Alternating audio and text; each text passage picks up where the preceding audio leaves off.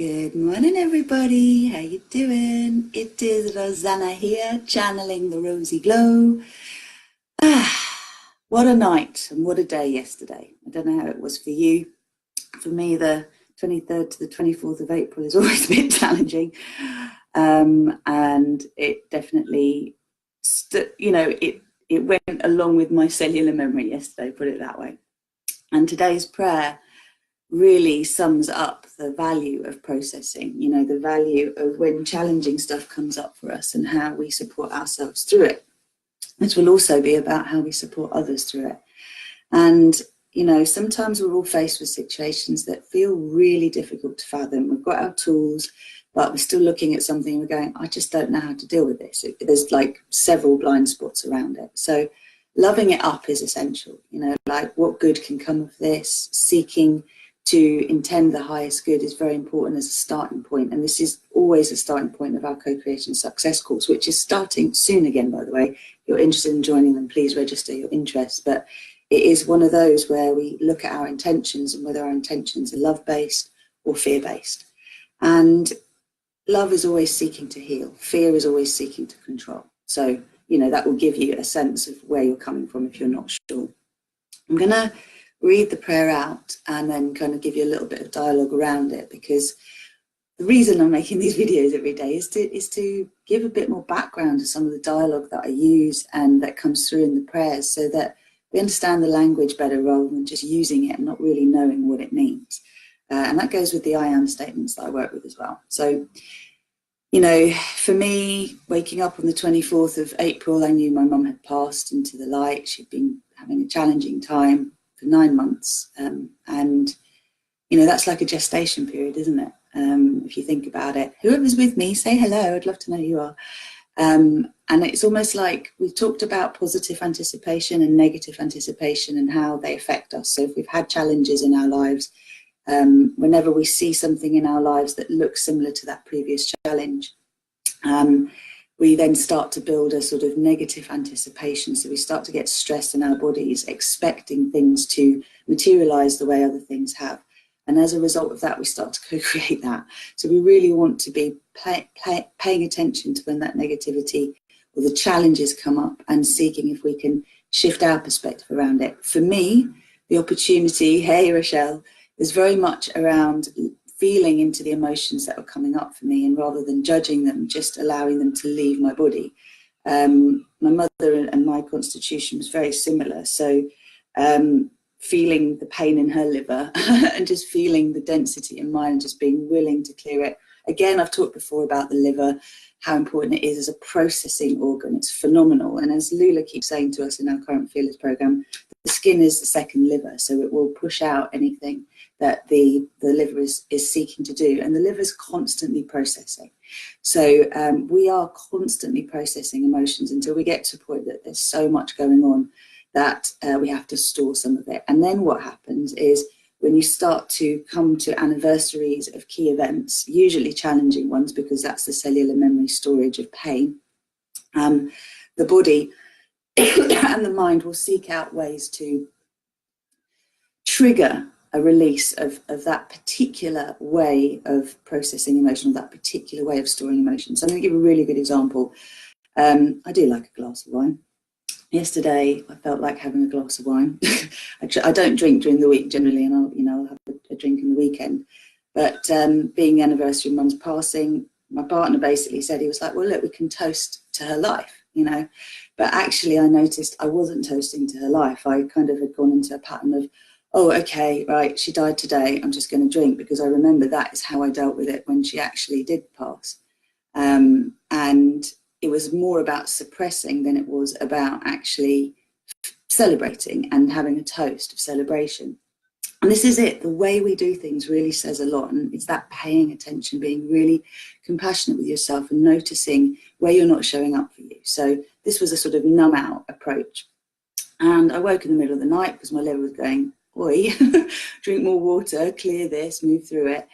And yeah, all the sort of the stored fears associated with suppressing through drinking a glass of wine, because that will be my pattern, however many times I've done it. It could be anything else. It could be how you eat chocolate or crisps or when you decide to shop online to make yourself feel better.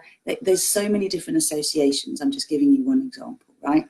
And there really is no shame. There is just bringing love to everything and saying, okay, all right, yeah, I can see that that was a place where I was sort of either numbing out or not taking my full awareness. So what it did was, because my body was seeking to process and to press down in a similar way to when she died, in the middle of the night, what was coming up was all those kind of feelings that we like to suppress, whichever our method is for doing that. And I just got up, I had a glass of water, dropped the glass of water, which is kind of like, the release, you know, these emotions, the pain that's inside. And, you know, negative anticipation is one thing, but then when you kind of wake up knowing what you've not wanted to happen has happened, that's a whole other place, isn't it? And you've got to then work with that. And, you know, every year that passes, we kind of either get worse with things or we get better. You know, we either seek to bring up and to heal, and we notice that it's getting easier and easier, or more and more events that have been difficult to deal with get suppressed, and so it gets harder and harder. And that's how you see in the older generation, people getting more rigid and more difficult to deal with, or whether they get more expanded and more relaxed and more open-minded. Like, you know, it can happen in different ways. Hey, Aditi. So these are I just invite you to embrace your humanity as well as being a divine human, because we all have different things that come up. And if we work with our organs, if we work with our physicality and recognize that it is like the motherboard, it is the processor that holds in its cellular memory, and think of the cell as the sphere of compassion that surrounds you as well. So the strength of that boundary of that cell wall, which the cellular memory is on the lining, the cell membrane, gets stronger when you start to heal what's inside. Okay, so you start to heal the energy inside of it, and then what happens is the vibration on the outside shifts, the expectation shifts. It's all good, Rochelle. This is it. This is why we're doing this, and this is why I show up the way I do, semi-naked, because I think there's so much to learn from truth, rather than just putting a veneer and going, everything's fluffy all the time. It's not, you know. It ain't all rainbows and unicorns all the time, but we can't make this magic up. So let's do the prayer and just see what comes up, and hopefully you'll resonate. So, yeah, time to accept, exactly. Good morning, diamonds. Ooh, these illuminations can get tricky when light is shone on what still feels icky.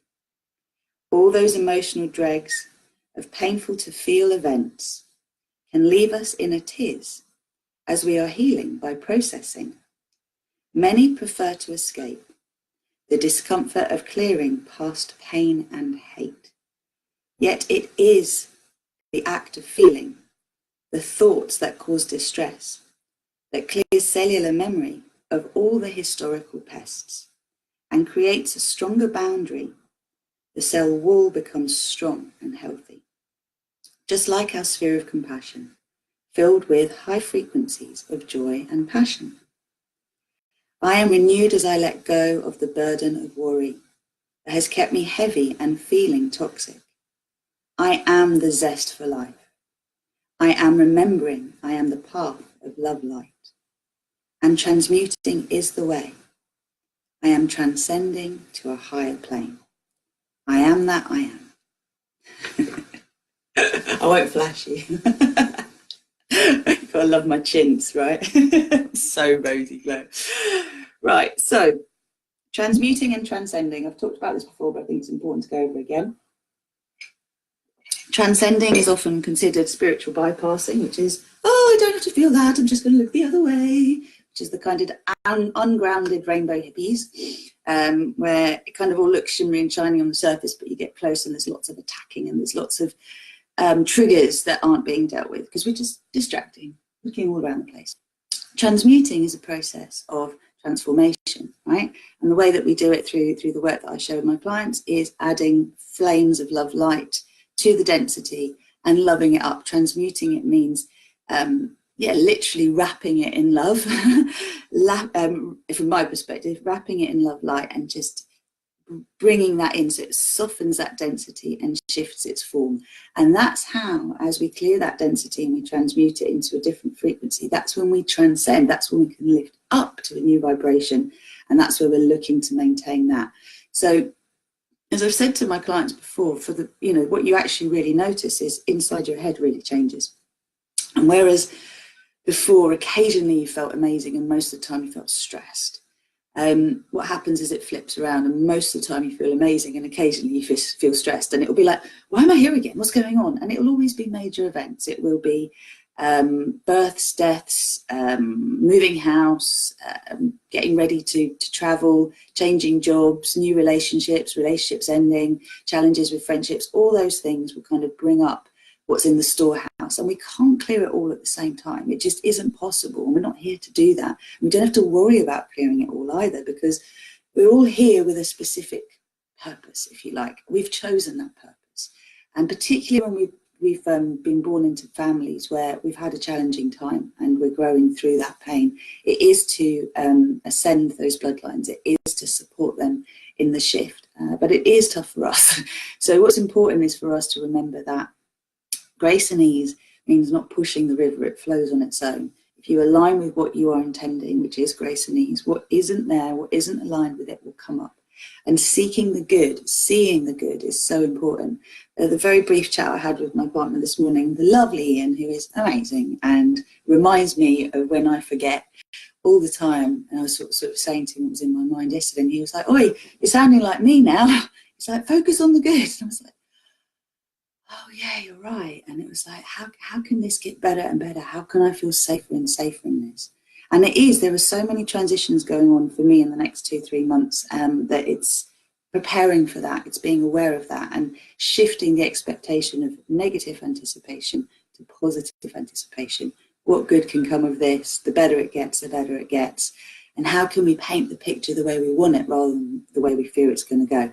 This doesn't mean that you're not going to have to potentially assert your boundaries, have to be what you think is a bitch, but basically state your boundary and state your cell wall, and be clear on what you can and you can't accept when you're dealing with others. That is important too. And so often we start attacking ourselves when we know we've got to have challenging conversations, or we're facing something that is difficult to deal with, and we feel frustrated that we have to egg ourselves on, we have to gee ourselves up, but it's like, really just bring in more of your divine architecture, bring in more of the love light, strengthen all those boundaries, and seek to come from your heart, seek to come from love, but be very, very clear about what you will and you won't accept with yourself first, and then you can lovingly put that to others. Otherwise it ends up getting into old ways of communicating, and that can easily then create an attack. But do remember that if people push your boundaries, it is a completely reasonable thing to get angry, okay? And no emotion is invalid. We're just seeking not to project our unprocessed stuff on others. So, you know, if you're in a process of being conscious and processing things, and then someone's coming and, you know, they're shitting all over your garden, you are perfectly within your rights to go, oh, what are you doing? Get out of my garden, stop shitting in it. It's not okay, right? That's totally okay to do that. Your boundary is your garden, just like your boundary is your house, just like your boundary is your body, just like your boundary is your cell wall, right? So one, you don't want to be putting more poison into your cells by not processing stuff as it's coming up, by not being in truth. But two, you want to be allowing the clearing with grace and ease of what is ready to be cleared in accordance with the events that are showing up in your life. So only you can decide whether you need to take your foot off the pedal a little bit, or you need to, you know, grab yourself by the bootstraps and come forward a little bit further. And every situation is individual. But that's why having community around you that uphold these higher frequencies is so important. So if you're lacking friends who see things from this higher perspective, this is your opportunity to start making some, okay? So I'm going to invite you to Open to Co-Creation Success as a 6-week course with me live, which will be starting, I believe, June the 5th. It'll be Sunday evenings, 7:30. No, it's not June the 5th, sorry. It is in May. It's the bank holiday Sunday in May. It is the 25th. Runs for 6 weeks. There'll be a little break in between because of when I'm away. And we also have the next Fearless, Empowered and Free to Be Me coaching program, which is for the deep divers. If you want to dip your toe in, Co-Creation Success, if you want a deep dive, Fearless, Empowered and Free to Be Me, you can do them either way round. They're both really valuable to do, and you don't have to do them one after the other, although it helps if you do. And yes, you will make a lot of friends if you join the group coaching or the Co-Creation Success, because you will find that you are with birds of a feather that are all seeking to grow. So if you know you need some more of that, then please join the RozyGlow community, register your interest. I'll send you the details, and look out for the marketing that's going to be starting very soon. If you do join the RozyGlow website, then of course you get the emails as well, but do check your inbox and your spam and your promotions. And great time to join me on YouTube as well if you haven't subscribed yet, because there's lots that goes on there and it's different to what's here. Anyway, I'm going to send you lots and lots of love. I'm going to read the prayer one more time and then I'm going to leave it there. Oh, it's been a long one today, isn't it? The rain's been out, which is kind of helpful a little bit actually, especially if you just think about the cleansing of emotions. Allow the tears to come, allow the rain to fall, allow whatever's ready to be released. One more time. Good morning, diamonds. Oh, these illuminations can get tricky when light is shone on what still feels icky. That off then. All those emotional dregs of painful to feel events can leave us in a tiz as we are healing by processing. Many prefer to escape the discomfort of clearing past pain and hate. Yet it is the act of feeling, the thoughts that cause distress, that clears cellular memory of all the historical pests and creates a stronger boundary. The cell wall becomes strong and healthy, just like our sphere of compassion, filled with high frequencies of joy and passion. I am renewed as I let go of the burden of worry that has kept me heavy and feeling toxic. I am the zest for life. I am remembering I am the path of love light, and transmuting is the way. I am transcending to a higher plane. I am that I am. So what that basically means, when I talk about transmuting or I talk about processing, when you feel an emotion, notice where in your body you feel that, okay? So if something gets triggered, a fear, an anger, whatever, where is it in your body? Where do you feel it? Does it constrict you here, in your heart, in your belly? Put your hands there, breathe. Know that you are in a process of processing, transmuting, okay? Because you are bringing awareness to it. Noticing fixes more than fixing. And as you bring that awareness to it, things change, because you are changing it just by observing it. This is the power we have, which is just so exciting. So, this is one of the tools in Fearless, and it's just put your hands there and you can create a sphere in front of you and just breathe out what you're ready to release into that sphere. You don't have to judge it. You don't have to make it go away. So many of us just want the feeling to change. It's like, it will pass. Just let it move through you. It is clearing. You want that clearing to happen. That is the process that is allowing you to stop storing it. You're letting it out. Then transmuting it is by bringing energy into it. Ooh.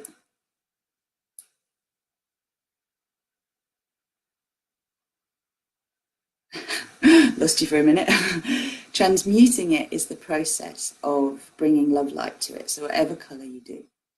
And through doing that and changing the energy, which again, the observation does, if you observe without judgment, you just observe with love. And from there, you can then fill yourself up with that new energy. And this is stuff I teach you on my courses. So, if you want to master these tools, then please get in touch. They're powerful, okay? And learning to use them responsibly is very important, which is why I'm careful in how much I share publicly, because it is about really doing the deep inner work too, to have the long-lasting effects. And honestly, the better it gets, the better it gets. Send you lots and lots of love. Have a beautiful day. Be with yourself, whatever's going on, and look for the good. Namaste. Well, thank you, Rochelle. I appreciate that. Take care. He is a keeper. He's lovely. Take care.